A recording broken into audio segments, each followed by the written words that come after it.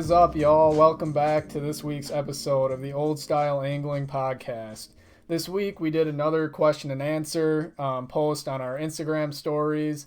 And we got a kind of a variety of questions here, a lot of them regarding fall fishing as we're getting into that fall season here pretty soon. And I know a lot of people, along with myself and Brandon, are getting pretty excited for fall bites to start for a variety of fish species. We got questions about salmon fishing. We got questions about perch and walleye, and a couple questions about trout.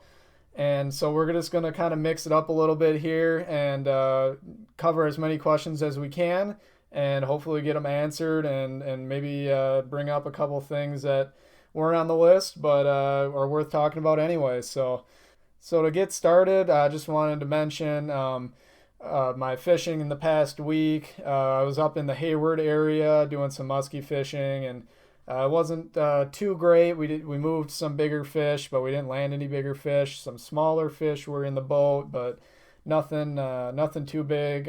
We actually caught a lot of bass, a lot of largemouth bass, which was kind of interesting. And generally, not catching a lot of largemouth. It's usually a lot of smallmouth in those lakes. And I was talking with another buddy of mine at work, and he was saying that he's noticed an increase in the amount of largemouth that he catches up there as well. So that's kind of interesting. Might be a trend going on there with an uptick in largemouth, but who knows? It's maybe just a good year for him, but yeah, lots of largemouth, and we also got some northerns as well, which is kind of a disappointment when you're muskie fishing. But catching fish is always good, better than not catching fish.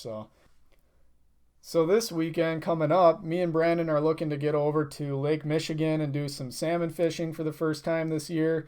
Looks like it's starting to pick up a little bit around the harbors, not so much in the harbors yet, but looking forward to that this weekend, and we're going to give it a shot. And so that's going to lead me into our first question here, which is just salmon lures. So I'm going to let Brandon talk about this one for a little bit and see what he has to say about salmon lures for fall fishing. All right. So this time of year, a lot of the guys are throwing crankbaits and spoons. Last year, as we were stocking up to head over there, we were picking out some baits, and I was actually looking at the reef runners that, a lot of the guys throw for walleyes. I was thinking, it's got a good profile. Some of them had some nice bright colors, and they just get down a little bit deeper.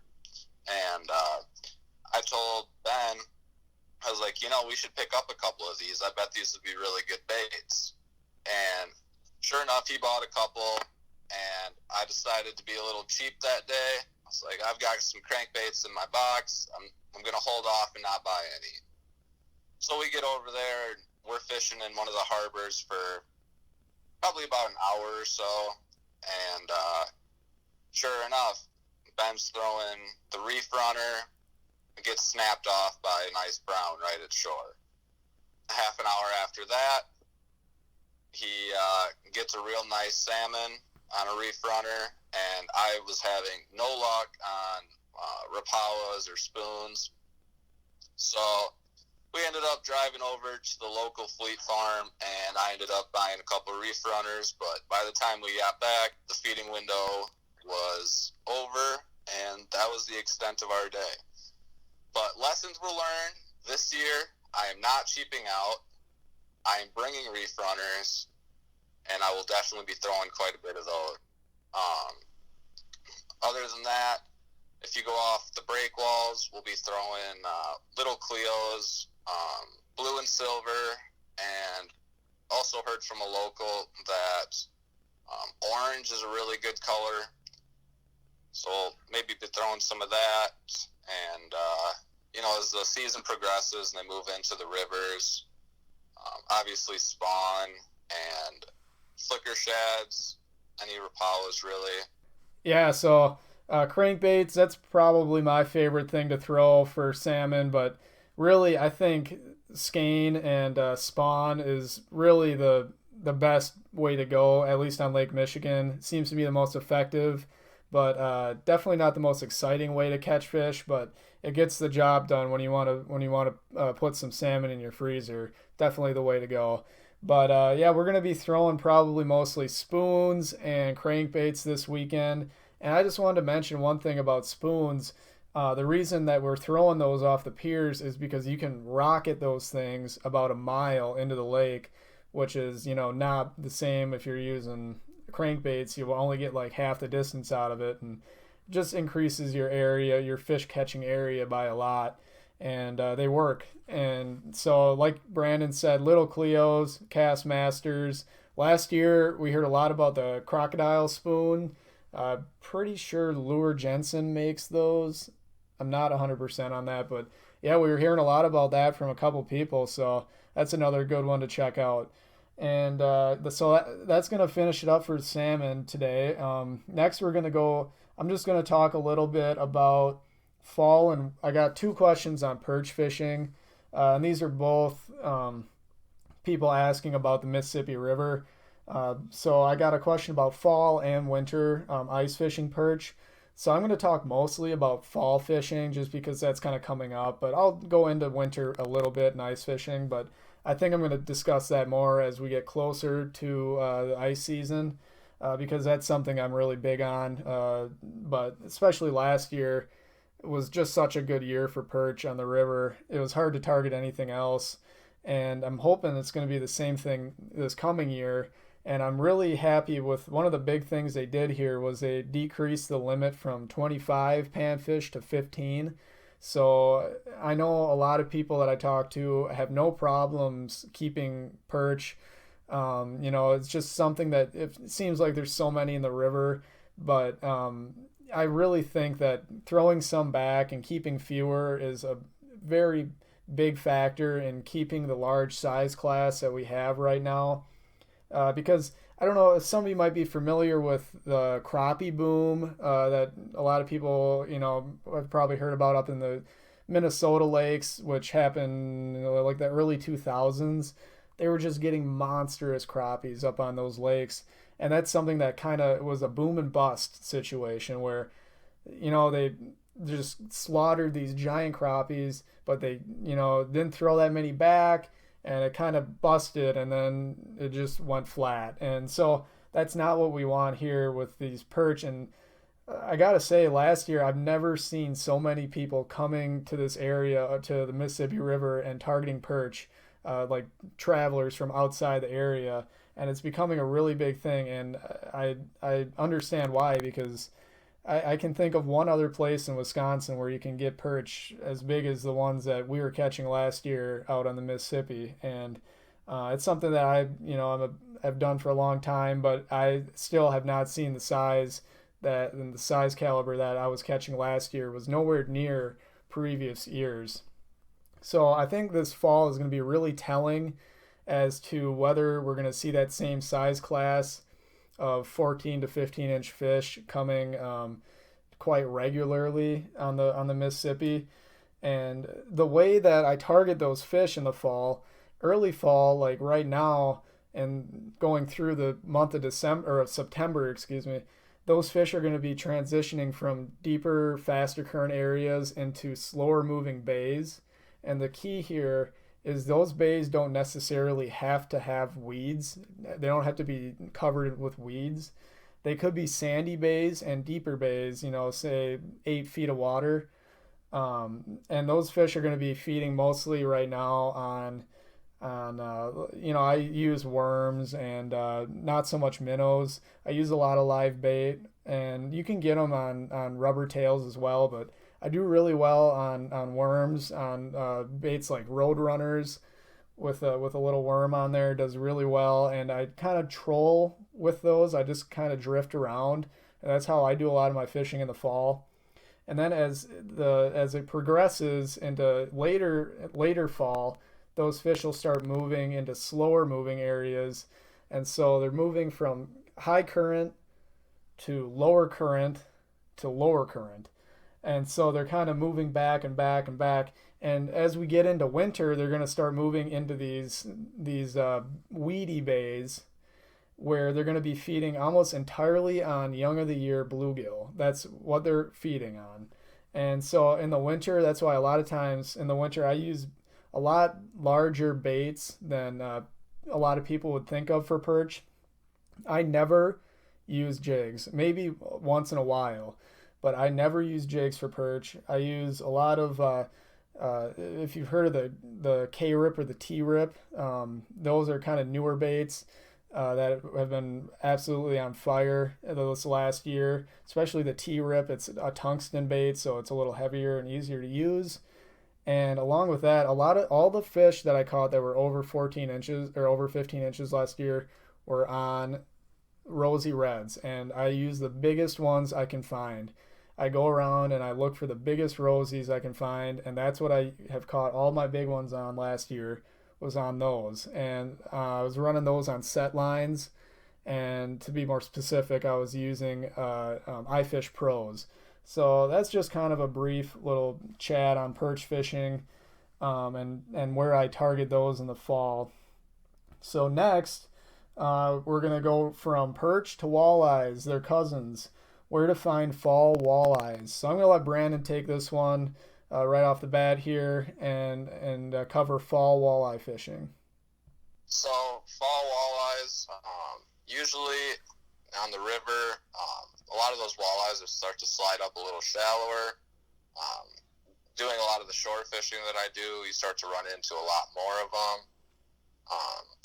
The big thing in the fall, along with, being up shallow, is looking for those big schools of bait. I mean, obviously, bait is a big factor year-round, but it seems like the last couple of falls, I've been able to find some really, really big schools of bait fish. Like hundreds of thousands of emerald shiners. They really move in on those, and it's not just walleyes. I mean, everything is moving in on those. Last fall, I was catching lots of walleyes and a couple smallmouth, and the muskies were really thick in there too. Usually slower moving baits, going back to a jig and a minnow, which is, a staple, really seem to be productive on the colder days as we move closer to the winter. Swim baits, paddle tails, always a good option for more aggressive fish. Usually on the warmer days or later in the morning when it starts to warm up a little bit, those usually work pretty well. But in the colder conditions, keeping it slow, just dragging jigs across the bottom seem to get a lot of attention. One thing I'd like to note, though, is, there's a lot of muskies in there eating those bait fish, too. And, you'd see them surface or you'd see their tail just make a little disturbance on the water. And when I started seeing those, muskies get me more excited than walleyes. So when I started seeing those, I started throwing, medusas, bulldogs, twitch and crankbaits, bigger baits that you would ordinarily think of in the fall. And I did catch a couple fish on those, but I was really surprised at the fact that I was catching way more muskies on those little paddle tails than I was on the actual muskie baits. Yeah, so that was a pretty cool. I remember Brandon catching all those muskies on the walleye baits, and yeah, that was a pretty crazy fall for him, both with walleyes and muskies. So looking forward to that again this year. And I just wanted to throw one more thing out there. Like Brandon said, the fish move in shallow. That's the biggest thing in the fall, the walleyes. And something else I just wanted to mention, and I forgot about covering this on the perch as well. As it progresses into later in the fall, that's when I switch to using minnows. I don't really use them a whole lot during early fall, but after about this is going to be a really arbitrary date, but third weekend in October, that's when I'll start bringing out minnows with me, and that'll carry me into just before or right when until it ices up. I'll be using them all the way through there. And with walleyes, I found on fishing on the Mississippi at least, using plastics works really well, but I've found that it really depends on the time of day. like real early in the morning or like a half an hour before it gets dark, I'll just absolutely slay fish on the plastics, on like paddle tails and moxies is another bait that I use a lot, plastic bait. And those work really well at those times of the day, but they can be a little slower at the other parts at the other times of day because I think those fish move in shallow to feed and they just are more active at that time. So that's my thinking on using plastics. I think one more thing to note is it's shallow water, but you want to avoid the fast water. You know, these fish, they're feeding up and, you know, they're getting nice and fat for the fall or for the winter. But they're usually in that slower moving water. So, you know, behind islands, right off the current breaks, like if you've got a nice bend in the river, fish just on the inside or just on the outside, avoid that stronger current. You know, just like you would in the spring if you were to fish for them then. Yeah, so I think that covers the fall walleye pretty well. It's one of my favorite times of the year to fish for walleyes, but I will say it's a little bit more time dependent or time of day dependent, at least on the Mississippi River, than it is in the spring. I get a lot of my fish right before dark. That's when I do the best, or right early in the morning. And during the middle of the day, it's not as good, at least in my experience. And then I'll maybe transition to fishing for perch or fishing for bass, which also heats up big time in the fall. And that's the time of the year that I do the most bass fishing personally is in the fall because it just gets so good, especially in this area. And I mean, anywhere else in Wisconsin, you know, the bass are going to be hitting in the fall and they get real stupid and they'll hit anything. So it's a good time of the year to fish for bass as well. So next question we're going to go to, I'm just going to touch on this one briefly, barometric pressure and regarding fishing. And then I know my old pal Jacoby asked this question, and he included hunting on that, fishing and hunting with barometric pressure. I'm gonna be honest with you, I have no idea regarding hunting, so I'm the wrong person to ask about that. But fishing wise, I will say that the only time I pay attention to barometric pressure is when the pressure is going from high to low. So that's going to be like when a storm is rolling in, the movement from the pressure from high to low is going to almost always trigger fish activity. And so that's when you'll find those hot bites going from, you know, maybe just not fish biting at all to just an absolute onslaught of fish in your boat. So that's the only time I pay attention to barometric pressure. Otherwise, I haven't found it to be too much of a factor in my fishing, but I know a lot of guys do pay attention to it. And I know the only time that I notice it negatively affecting is at those low pressure times. You can see real low fish activity. So that's just something to keep in mind regarding barometric pressure. So we're gonna move on here to a question about trout fishing. And do you fit? I thought this was a cool question. Do you fish on the walk back to the bridge while you're trout fishing? So like say you're trout fishing and you're waiting and you're walking up the stream and then you get done fishing and you come back down. Most guys, you know, especially if you're not having a good day, you just want to get back to the truck as soon as possible and you're just hauling down the stream and not even paying attention to the holes you're passing, which happens to me a lot of the time.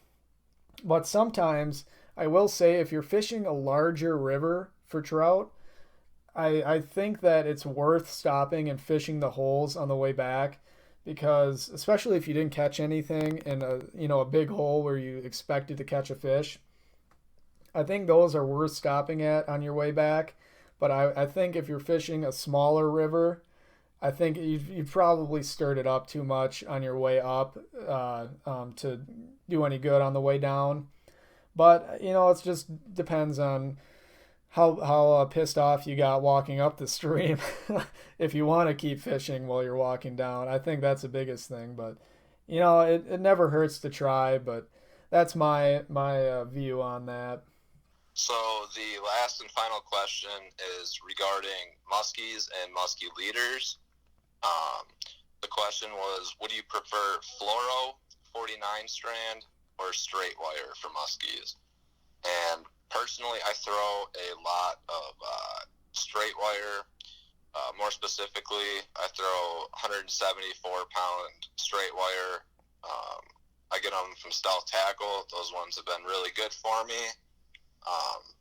They're not crazy expensive, and they seem to hold up pretty well. I usually go with a 12-inch leader. I used to fish a lot of fluoro, but I've kind of steered away from it more just because it is a little bit more expensive, and I can't get the action I want with some of the baits I throw, like Suix or glide baits. So if I'm at a spot where it's deeper and I'm throwing specifically like heavy rubber baits, I'll tie up a fluorocarbon leader. But other than that, I usually stick with the straight wire. I do really, really like titanium. I've used that a few times, and it's really nice because, it acts as a nice straight wire, but it doesn't get all kinked up. And that's a really nice feature because there's nothing worse than, you just tie on a new leader, you get a muskie in the net, and next thing you know, your leader's, bent in 4 different spots. That titanium wire straightens itself out. It's just, the problem for me is it's very expensive, and some of the spots that I fish can be kind of snaggy. So when you're losing, a $10, $12 leader every time you get snagged, losing a bait is bad enough, but losing an expensive leader with it just adds a little more to the pain. But yeah, so like I said, for me personally, I like the straight wire. I use that on pretty much everything. I know most people don't really do this, but I'll even throw Medusas and Bulldogs on the straight wire. Not because I think it's better, mostly out of laziness, just because I switch baits so much. But, it seems to work just fine. I've never had any issues with that. All right, awesome. Well, I just wanted to throw in one thought about that, about muskie leaders. So I actually throw a lot more fluoro leaders than straight wire, and just the reason for that is just I throw different baits than Brandon. But the only time that I really throw a straight wire leader is when I'm throwing glide baits. And I just wanted to mention this. I forgot about mentioning this at the top of the episode, but last week up in Hayward, the glide baits were on fire. And I would say 90% of the fish that we saw following baits or fish we got on the hook were on hellhounds and softtail and the phantom softtail glide baits. They were just hammering these baits, and a lot of them were when I was moving the bait real fast, which was kind of a problem because I did miss quite a few fish just because they missed the bait because I was moving the thing so fast. But it was I had a lot more fish hit when I was moving it real quick than when I was moving it at a slower pace. So that bait was absolutely on fire last week, which is not a surprise because those baits put a lot of fish in the boat and in the net anyway. But yeah, so that's just something I wanted to throw in there about the muskie fishing lately. All right, so that's going to wrap up our second question and answer episode of the Old Style Angling Podcast. I want to thank everybody that threw in a question for us to answer, and I hope that in the future we can do another one of these because I really like doing this, and it gives us a good opportunity to talk about what people want us to talk about and answer your questions. So I hope we answer them in the right fashion for you, and hopefully learn something, and hopefully I'll do good in the next week fishing. And tight lines, everybody, and we'll catch you back here on YouTube and Spotify next Tuesday. Thanks for listening.